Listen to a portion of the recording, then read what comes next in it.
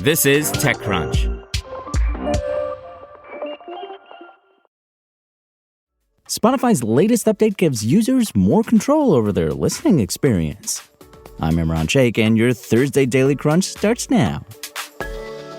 OpenAI is launching a program, OpenAI for Countries, that the company says will enable it to build out the local infrastructure needed to better serve international AI customers. As a part of the new program, OpenAI will partner with governments to assist with efforts like building out data center capacity and customizing OpenAI's products, including ChatGPT, for specific languages and local needs. Funding for the program will come from OpenAI as well as from governments in each country, according to the startup.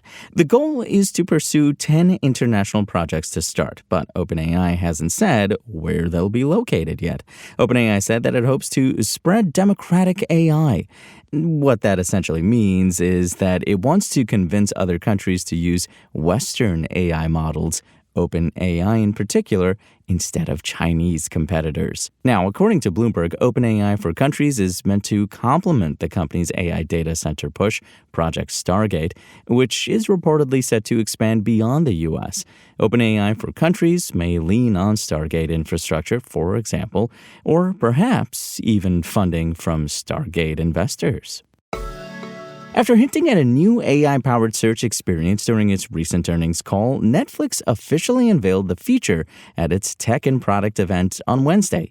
Now, this new search experience will utilize OpenAI's ChatGPT to provide users with a conversational discovery experience. Users can enter their preference using natural phrases like, I want something funny and upbeat, or even more detailed requests such as, I want something scary, but not too scary, and maybe a little bit funny, but not ha-ha funny. Or even, I want a 1980s vigilante type riding around in a talking car that can drive itself. The feature is set to roll out this week to iOS users as an opt-in beta.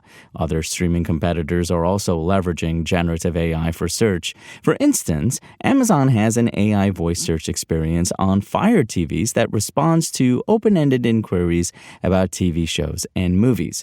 Other features revealed on Wednesday include a short-form video feed for mobile users and a redesign of its TV homepage. Spotify on Wednesday announced an update to its app designed to give users more control over their listening experience and recommendations. The refreshed experience introduces a handful of new features that'll roll out gradually to Spotify users and premium subscribers, including features to help you manage your queue, your current listening experience, playlist creation, and more.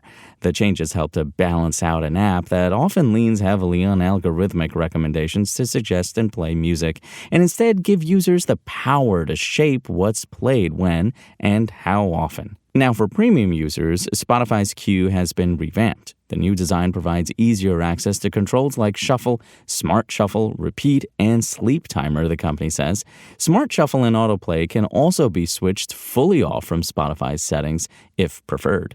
Plus, premium subscribers will start seeing the tracks that Spotify is recommending to play after their queued-up tracks, so they can choose in advance what gets to stay in their queue.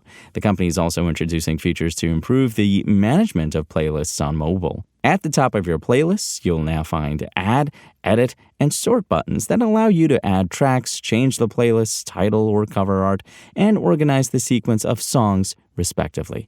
As a result of the changes, Spotify has relocated the Your Library tab to be the third option at the bottom of its mobile app. And now for some startup business news. As vibe coding gains in popularity and tech companies push devs and their employ to embrace generative AI tools, a platform that scans for vulnerabilities in AI-generated code has raised a fresh round of funding. Ox Security, which models risk across both AI and human-produced code, on Wednesday announced that it closed a $60 million Series B. And enterprise workflow management platform ServiceNow on Wednesday announced its second AI-related acquisition this year. ServiceNow said that it has signed a definitive agreement to acquire Data.World, a cloud-native data catalog and data governance platform. Austin, Texas-based Data.World was founded in 2015 and previously raised more than $130 million in venture financing. Data.World was most recently valued at $350 million in the company's $50 million Series C round in 2022 per PitchBook. That's your Daily Crunch. Today's stories were reported by Sarah Perez, Kyle Wiggers, Lauren Forrestal, and more beautiful, lovely TechCrunch journalists. We'll see you here tomorrow, same tech time, same Crunch channel. And until then, find us at TechCrunch.com.